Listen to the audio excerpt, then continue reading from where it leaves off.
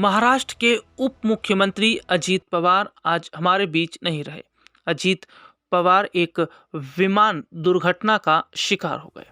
दरअसल अजीत पवार एक कार्यक्रम के लिए जा रहे थे और इस दौरान उनका जो विमान है वो लैंडिंग के लिए नीचे उतरता है, लेकिन सफल लैंडिंग नहीं हो पाने की वजह से विमान में बड़ा विस्फोट होता है और उनके साथ मौजूद अन्य लोगों की भी इसमें मौत हो जाती है। अजीत पवार के निधन की खबर सुनकर राजनीतिक जगत में शोक का माहौल है। हालांकि तमाम राजनीतिक पार्टी के नेताओं ने ट्वीट करके इस दुख की घड़ी में उनके परिवार के साथ होने की बात कही है। अजीत पवार को लेकर दुख प्रकट किया है।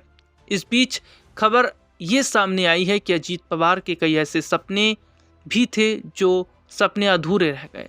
आज उन्हीं सपनों के बारे में हम बात करने वाले हैं।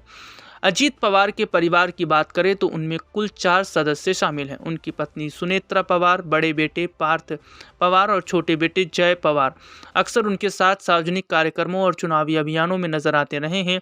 सुनेत्रा पवार कई मौकों पर रैलियों में सक्रिय रूप से मौजूद रहीं, जबकि पार्थ पवार चुनाव भी लड़ चुके हैं। हालांकि उन्हें हार का सामना भी करना पड़ा था।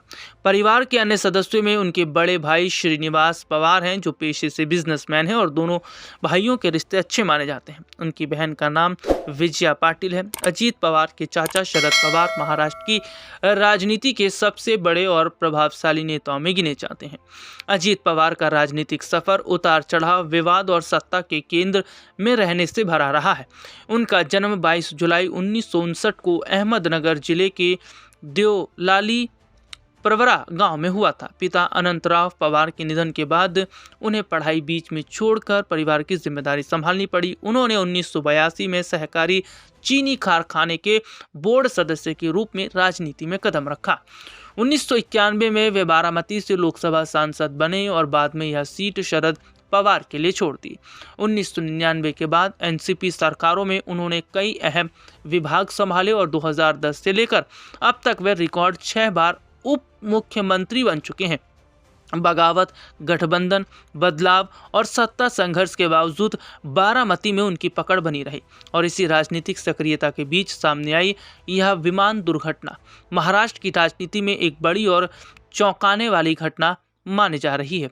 अजीत पवार अब तक महाराष्ट्र के सबसे ज्यादा बार उप मुख्यमंत्री बनने वाले नेता हैं और उन्होंने 6 बार यह पद संभाल कर रिकॉर्ड बनाया। वे 2010 से 2012, 2012 से 2014, 2019 में कुछ दिनों के लिए, 2022 से 2023, 2023 से और दिसंबर 2024 से वर्तमान तक उप मुख्यमंत्री रहे। लंबे समय तक एनसीपी से जुड़े रहने के बाद 2023 में उन्होंने पार्टी में बगावत की और बहुमत विधायकों के साथ अलग गुट बनाया, लेकिन उनका सीएम बनने का जो सपना था वो अधूरा रह गया। जी हाँ, उनकी ख्वाहिश थी कि मुख्यमंत्री वो एक वक्त में बने, लेकिन अजीत पवार का ये सपना पूरा नहीं हो पाया। हालांकि अजीत पवार ने मुख्यमंत्री कुर्सी के लिए काफ़ी ज़्यादा जद्दोजहद भी की थी, लेकिन वो अधूरी रह गई।